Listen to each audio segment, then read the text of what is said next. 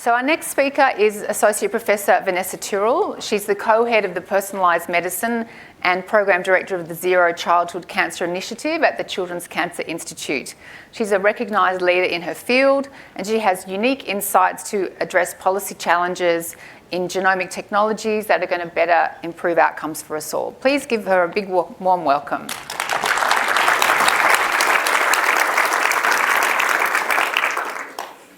Just going to put that down there, maybe.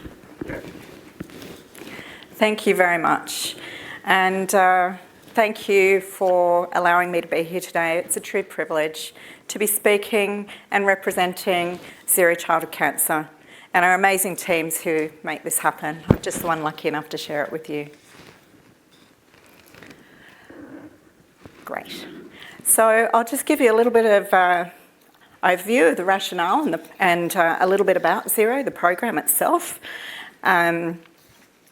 Cancer is actually the leading cause of death from disease in Australian children, with more than 1,000 children and young adults in Australia diagnosed each year. And around 2,000 children are being treated for cancer at any given time. Now, for those children who do survive, 2/3 of them are suffering serious lifelong side effects, significantly reducing their quality of life and placing a very heavy burden on the health system. Now, while we've done really well over the last 40 years, improving survival rates to more than 80% overall, children are still dying. And the Zero Childhood Cancer National Precision Medicine Program is focused on changing these statistics to improve the lives of all children and families impacted by cancer now and in the future. How are we going about this? Well, these are 8 genomes from 8 different children. They all have the same cancer. It's a deadly brain tumour. The survival rate is 0. But you don't have to be an expert to see that each one of these is vastly different, and yet the outcome is always the same. The message here is that every child and every cancer is unique.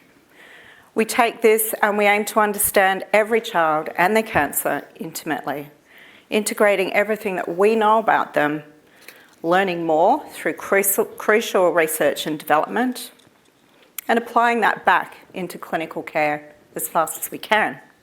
Because we really do believe that over time this will increase our ability to make more precise treatment recommendations and drive the development of better new treatments that are more likely to be effective more of the time. But why do we need a program specifically for children, you might ask? Well, children are very different to adults. I think we all know that. And their cancers are very different to adult cancers. They're driven in different ways by different genomic and biological changes. As a group, child cancers are a rare disease. If you think about 1,000 children every year, and within that, there can be up to 150 different types of cancer. It's very rare. So how are we going about making precision genomic medicine work for children with cancer? We began Zero in 2015, running a pilot at the Sydney Children's Hospital Network at Randwick and Westmead in collaboration with the Kids Cancer Centre at Randwick to establish a comprehensive precision medicine program and determine if it was even possible to deliver results in a clinically feasible timeframe. And at the time we said that would be within 12 weeks. Now, off the back of the successful pilot, in 2017 we were able to launch Australia's first ever national comprehensive precision medicine trial for children with high-risk cancer, open at all major paediatric oncology centres around the country. This has been a national effort. You can see that on the map. And we've established a number of international collaborations driving the research both here and abroad. And today we've enrolled over 1,200 children on Zero. So when a child is enrolled on Zero, to maximise the potential to detect pathogenicity, that's the changes driving the cancer, both in the child's tumour and their germline, and work out whether we can target them with a specific treatment, we integrate what we call multi-omic analyses. That includes looking at the whole genome, the whole transcriptome, which is the RNA, and methylation profiling. And we've got a budding or emerging liquid biopsy program as well. We've got very sophisticated computational pipelines, the data of which is analysed and interpreted by our genomic curation team. This information is shared with the National Multidisciplinary Tumour Board, and a clinical research report is issued to the treating clinicians. Now, these clinicians may use these reports to make better informed treatment decisions for their patients. Now, with the high-risk children, where possible, we also perform what we call preclinical in vitro high-throughput laboratory drug screening, as well as attempting to establish patient-derived xenografts, so models of the child's tumour in a laboratory model. Now, what I've just described to you really underpins the broader program's strategic research and development priorities, which we've designed to focus on addressing the gaps in the discovery research, the translation, and the implementation, innovating to constantly improve how we can apply precision medicine for kids with cancer over time. And so we focus on 4 key areas. We're looking at identifying new targets that drive a child's individual cancer, using innovative technologies, and really trying to understand more about their cancer. Matching targets to more effective, less toxic treatments, working out more effective ways of monitoring how a child's cancer is behaving. And some of you will have heard about liquid biopsy, and that's one of the approaches that we're taking. And also identifying new diagnostic or prognostic tests that we can use and integrate into the program, like immune profiling. Accessing more clinical trials. So as we expand our ability to match targets to treatments, being able to support new clinical trials coming on board in Australia is really important. And you'll be hearing shortly from David Thomas about Prospect as a really brilliant example of that in the adult space. And then, of course, taking what we learn and planning how to transition personalised medicine from research into the health system, and supporting the workforce, the patients and the families within this new model of care. Just want to give you a few highlights from the program itself to date, and then I'll talk about where we're at now and then where we're going in the future. So this is just a quick snapshot on the data from the first roughly 250 children with aggressive cancer, which was published back in 2020. And essentially, we can find the molecular basis for the child's cancer in almost all of the cases. We make a personalised treatment recommendation in over 70% of the children. Really importantly, we change the diagnosis 5% of the time, and this has really important treatment implications and comes back to it's not necessarily the tumour type from a histology perspective, but often it matters more about the genomics and what the tumour's doing from a genomic perspective. And we had a much higher than expected number of children who had an inherited genetic variant in their germline that may have contributed to them developing the cancer. And this, of course, has risk implications for other family members. And I've got some information here that's hot off the press as of late last night.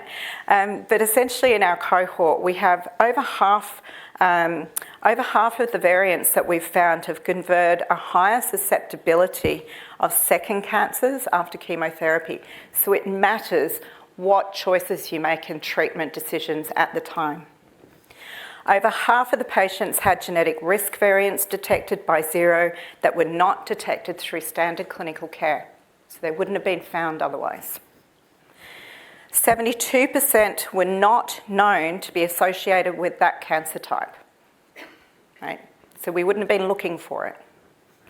And importantly, 80% of the newly identified variants had cancer surveillance or risk reduction implications for relatives. And over 50% of first-degree relatives had cascade testing. So this is really important information as we move forward. So now, following on from that, I'd just like to share with you some of our latest data. And this is looking at the clinical benefits of precision-guided treatment for close to 400 children for whom we have more than 18 months of or more of follow-up data. So of the patients who received the precision-guided treatment, and I'm going to call it PGT because that's quite a mouthful, 43% received it, so a recommended treatment. 33% had an objective response rate and 55% had an objective clinical benefit. Now, when looking at some of the key criteria of 2-year progression-free survival for these patients, we've seen that precision-guided treatment compared with non-precision-guided treatment has an improved clinical outcome. If precision-guided treatment is given ahead of disease progression, so giving early, not waiting, there's an improved outcome. And when looking at 3 factors that were considered to be favourable, and that's high clinical evidence, that's the highest tier of recommendations we make through our MTB, structural variants and treating early, we also saw improvements.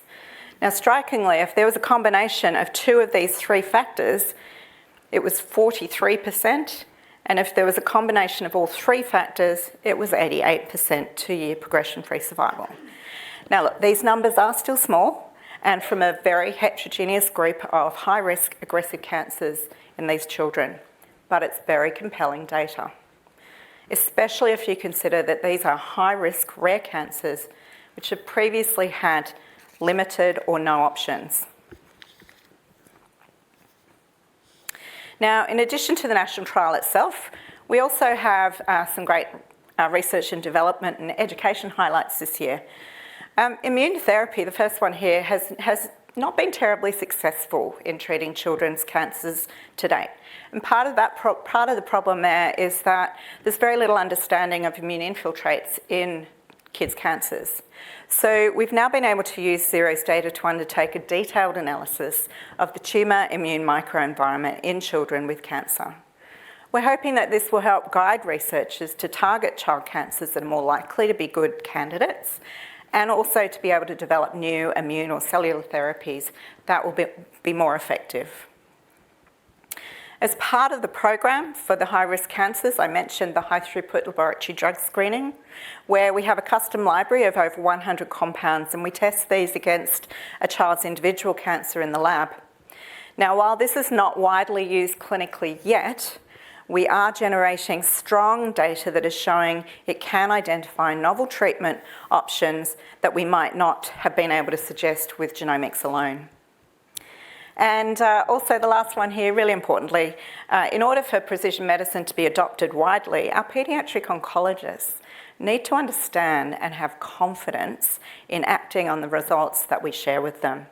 And so just a few weeks ago, we were able to hold our very first face-to-face training weekend for our current round of paediatric oncology trainee fellows in Australia. And it was a fantastic weekend and a huge success. So, where are we now?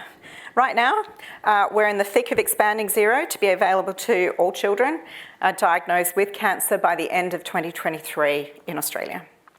We have a 0-2 comprehensive genomic testing study that's now open nationally at all 9 paediatric oncology centres. We're open to all children with high risk, relapsed, rare and undiagnosable cancers. We will resequence relapsed or progressed patients.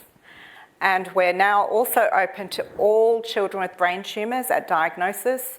And just a few weeks ago, we opened to all solid tumours at diagnosis. We've just got those blood cancers to go, the haematological cancers, and we will do that by the end of the year.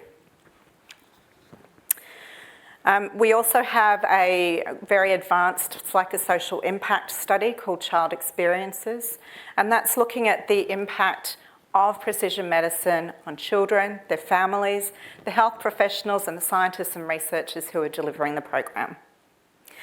And we'll have more sub-studies opening over the course of the next several months with a national child cancer predisposition germline registry, liquid biopsy and more. Now, the opportunity to be disruptive comes hand in hand with risks and challenges. Driven by internal and external forces, we are an extensive national network with multiple and diverse stakeholders. And rolling out that, a more than 5-fold increase in patient numbers really required us to balance the very limited resources that we had available to us. we really needed to make sure that we balance the depth of the analysis and interpretation that we undertake without compromising the quality of the results, the security of the data in use, and the patient safety at the very top of the line there. And this has required a substantial amount of automation, which I'll give you a sneak peek on just in a moment. Now, at the same time, we really needed to balance this with maintaining the momentum in the R&D. Just to be able to continue to improve and expand on our ability to make more effective treatment recommendations more of the time, and to drive the development of new types of treatments that are more targeted and less toxic, so that as more children survive their cancer, they do this with less side effects and a greatly improved quality of life. So in parallel, we've been working towards building mechanisms and seeking opportunities to meet our obligations and our commitments to knowledge sharing and transfer, real-time data sharing and access, and doing that in a very safe, secure, fair, and ethically responsible way. So just briefly, coming back to the substantial amount of automation and deeply complex pipeline and software development that's been needed to ensure we could scale zero to all children in Australia with cancer. The computational and curation analysis of the vast array of genomic data we have was a real bottleneck we needed to overcome. So our goal was to create an integrated solution for what we do. The current processes were inefficient, they were convoluted, multiple processes, multiple workflows, multiple touch points. We needed something that was going to be compatible with multiple stakeholders and how and when they needed to interact with the data. So we partnered with industry, with WeDiscover and Secure Agility, and we now have this platform that we've named Zero Dash. It's 50% more efficient than our previous processes and pipelines. And of course, we will keep building on this to continue to gain more efficiencies and functionality within it to do what we do faster and get results to patients sooner. And this is just a snapshot of what it looks like. We have systematic mutation prioritization. We can identify molecular changes that can be targeted, and this is really significantly reducing our turnaround time. The data visualization gives us clear representation and analysis and helps us to quickly identify patterns, outliers, relationships, and validate the findings. And we've got good access to historical data. It's easily navigable. We can identify treatment recommendations and provide that supporting evidence more quickly.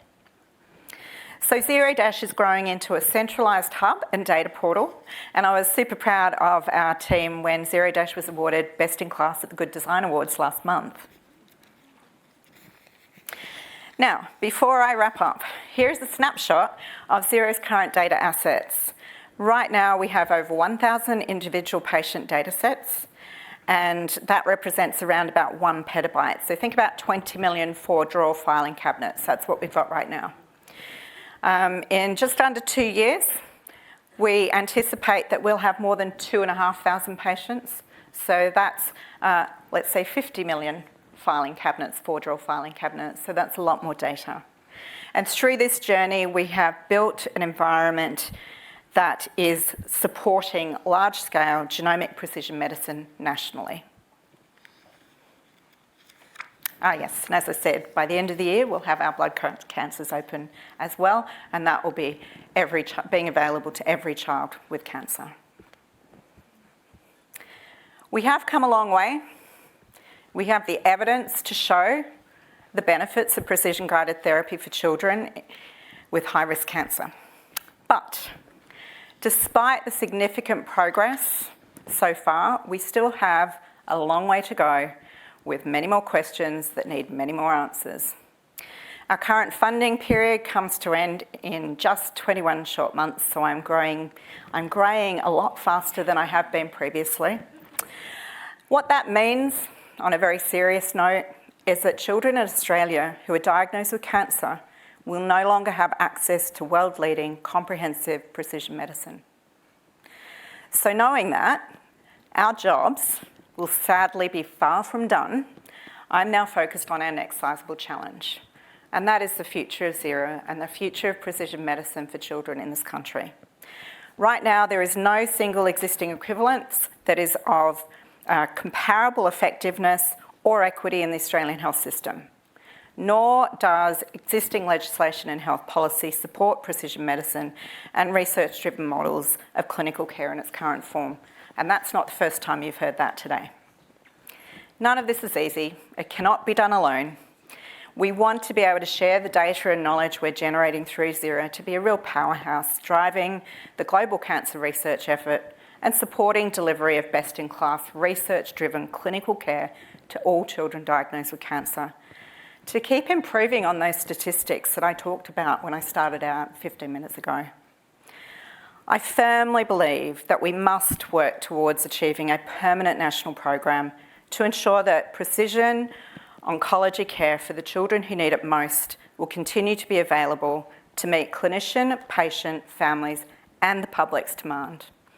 And in parallel, be a cornerstone for innovative research and development to improve scientific, clinical and social benefit and impact for all. This is a challenge for all of us to solve together. Clinicians, researchers, patients, funders, government. All of us learning faster together. Thank you.